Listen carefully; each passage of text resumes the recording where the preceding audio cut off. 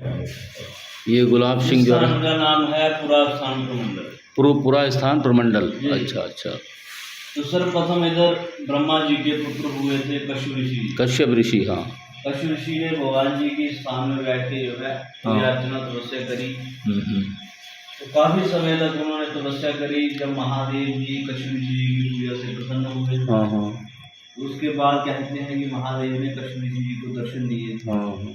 तो दर्शन जब हुए उनको, तो महादेव ने कहा कि मैं आपकी पूजा से भक्ति से प्रसन्न हूँ, जो भी आपको कुछ वर चाहिए वो आप मुझसे मांग लो। तो कहते हैं कि उस समय कश्यप ऋषि जी ने भगवान जी से कुछ भी नहीं मांगा था। उन्होंने कहा कि भगवान जी मुझे आपके दर्शन हो गए, मेरा मोक्ष हो गया, मैं धन्य हो गया, मुझे कुछ नहीं चाहिए। लेकिन भगवान जी ये जो आपका स्थान है, जहाँ पर मैंने आपका नाम लिया है बैठ के, ये जो स्थान है बहुत ही पवित्र और बहुत ही सच्चा स्थान है। तो जहाँ पर भगवान जी कोई अपनी निशानी दे दो, कोई तीर्थ दे दो जिसके साथ सर्वप्रथम आपका नाम चले और आपके पीछे मेरा नाम भी आए। अच्छा अच्छा। तो उसके बाद कहते हैं कि भगवान जी शेषाकार स्वरूप में पिंडी रूप में विराजमान हो गए। उस समय जब भगवान जी तो विराजमान हुए, तो कहते हैं कि दियाबान जंगल झाड़ था। दियाबान जंगल, हाँ, ना इधर बंदा था ना बंदे की जात थी, दियाबान जंगल झाड़। और भगवान जी जो है पहाड़ी के ऊपर विराजमान हुए। अभी आप सीढ़ियाँ चढ़ के आए इधर से निकलेंगे तो सीढ़ियाँ नीचे को चलनी पड़ेगी। उसके उपरांत जो पहाड़ी के ऊपर भगवान जी जब विराजमान हुए, उसके बाद माता पार्वती ने महादेव से प्रश्न किया था कि प्रभु मैं आपकी अर्धांगिनी हूँ, धर्मपत्नी हूँ, आप अपने भक्तों का मांस मार रखने के लिए स्वयं को रूप में विराजमान हो जाते हैं। तो मैं आपकी अर्धांगिनी हूँ, धर्मपत्नी हूँ, मैं कहाँ जाऊँ? तो फिर भगवान जी ने महादेव ने कहा कि जो स्त्री है, अर्धांगिनी है, धर्मपत्नी है, उसका जो स्थान है वो पहले से निश्चित है। कहाँ पर? पति के चरणों में स्त्री का स्थान है वो निश्चित है। तो उसके उपरांत माता पार्वती जी भगवान जी के चरणों में पिंडी रूप में कुंड गंगा के स्वरूप में विराजमान है। ये भगवान जी के कुंड का जो जल है ये इतना ही रहता है, ना बढ़ता है ना घटता है, गर्मी हो सर्दी हो सात मौसम। अच्छा। जल का जो आकार है बाहर है ये इतना ही रहता है। यही दर्शन है भगवान जी के। और जब भगवान जी इधर दियाबान जंगल झाड़ में विराजमान हो गए थे, तो भगवान जी ने अपनी पूजा अर्चना लेनी थी, वो भी लेना था भगवान जी ने। तो सर्वप्रथम इधर कौन आए? कश्यप ऋषि के नाम से कश्मीर का नाम विख्यात हुआ। अच्छा। कश्मीर के राजा हुए अवंती बर्मन जी। तो वो कहते हैं कि कुमारवस्था में शिकार करते करते करते कहाँ पहुंचे? इधर पूरा स्थान पर। तो भगवान जी के चरणों से कभी भी जो जल था वो कभी भी नहीं खत्म होता। तो जहाँ के जो जंगली जानवर पहाड़ों में जब भगवान जी इधर आए तो कौन इधर रहता था? जंगली जानवर ही रहते थे। तो भगवान जी के चरणों में जो जंगली जानवर थे वो इधर कुंड से ही जल पीते थे, पी लेते थे। हाँ, जल इधर से ही ग्रहण करते। क्यों करते थे? कि कहीं और जल पीने की सुविधा नहीं है। तो भगवान जी के चरणों में कभी भी जल खत्म नहीं होता। तो फिर वो इधर से ही जल पीते थे भगवान जी के चरणों से। तो सर्वप्रथम जो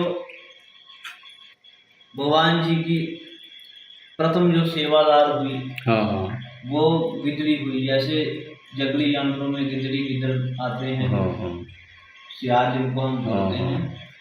तो वो जो गिदड़ी थी सर्वप्रथम भगवान जी की भक्त वही गिदड़। हाँ, गिदड़ी।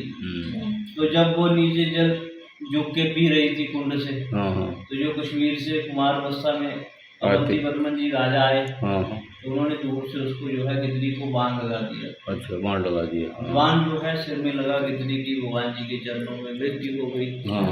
उसके उपरांत जो राजा ने शिकार किया, तो राजा का जो मन था वो अशांत हो गया। राजा देखने के लिए भी नहीं पहुंचा कि मैंने किसी चीज का शिकार किया, दोष किया, पाप किया। जो राजा के साथ मंत्री आए थे, राजा ने उनको अपना आदेश सुनाया कि मुझे तुरंत राजमहल पहुंचाया जाए। तो इधर से वो रवाना हो गए, इधर भगवान जी के चरणों में पहुंचे नहीं, शांत हो गए। हाँ, उसके उपरांत वही गिदड़ी जो थी, उस गिदड़ी ने राजा के घर में बेटी के रूप में जन्म। तो जैसे जैसे राजा की बेटी युवावस्था में जाने लगी, उसको सिर में दर्द होता था, आंखों से कुछ देख नहीं पाती थी, राजा परेशान हो गया। तो राजा के राजमहल में वैद्य होते हैं इलाज उपचार करने के लिए। राजा ने उनको बोला कि मेरी बेटी का जो है इलाज उपचार करिए। काफी समय लगा दिया, लेकिन जो बच्ची थी राजा की बेटी वो ठीक नहीं हो पाई। तो फिर राजा ने क्या किया, अपने मन में सोचा कि मैंने जिंदगी में कोई भी शुभ कार्य मंगल कार्य नहीं किया, तो क्यों न मैं अपनी विद्वानों की सभा करवाऊं, उसके उपरांत अपनी कुंडली के जो प्रश्न हैं वो लगवाऊं। वैसे ही उन्होंने किया। दूर दूर से विद्वान जो है अपने राजमहल में उन्होंने बुलाए और कहा कि ये जो मेरी कुंडली है इसमें प्रश्न लगवाइए कि मुझे क्या बात है, कौन सा ग्रह खराब है या कौन सा दोष चल रहा है। तो जो काशी के विद्वान गए थे उस समय उन्होंने 3 प्रश्न किए थे। पहला किया कि आपने राजा एक पूर्ण करने के बाद जो है भोजन ग्रहण किया है दिन में। दूसरा उन्होंने कहा कि आपने जिंदगी में कोई भी शुभ कार्य मंगल कार्य नहीं की। तो राजा ने कहा सत्य वचन सत्य वचन। 2 प्रश्न बता दिए। तो तीसरा प्रश्न उन्होंने कहा कि जहाँ भगवान जी शेषाकार स्वरूप में विराजमान है दियावान जंगल जाल में, वहाँ आपने कुमार अवस्था में कोई घोर पाप की।